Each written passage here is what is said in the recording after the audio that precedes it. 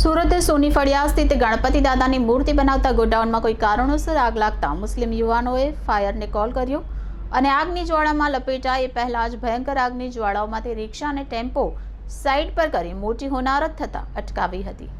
ગત મધરાત્રે 4 વાગ્યાની આસપાસ સોની ફળિયા સ્થિત ગણપતિ દાદાની મૂર્તિ બનાવતા ગોડાઉનમાં અચાનક આગ ભભૂકી ઉઠી હતી। તે સમયે ત્યાંથી પસાર થઈ રહેલા મુસ્લિમ યુવાઓ હસાન અશરફ, અબ્દુલ હસીમ મલિક, મુઆવિયા શેખ, અબરાર પઠાણ, મોહામ્મદ અશરફ, હાસિદ અશરફે તરત જ ફાયર અને પોલીસને કોલ કરી સ્થળ પર આગની લપેટો નજીક પડેલ ઓટો રિક્ષા તેમજ ટેમ્પોને સાઇડ પર કરી હતી, જેનાથી બંને વાહનો આગની લપેટથી બચી ગયા હતા। અલબત્ત ગણપતિ દાદાની મૂર્તિઓ તેમજ તેની મૂર્તિ બનાવવા માટેની સામગ્રી આગમાં ભસ્મીભૂત થઈ ગઈ હતી। કોલ મળતાની સાથે જ ફાયરના લશ્કરો ઘટના સ્થળે જવા રવાના થયા હતા, જેમને સ્થળ સુધી પહોંચાડવા પણ મુસ્લિમ યુવાઓએ મદદ કરી હતી।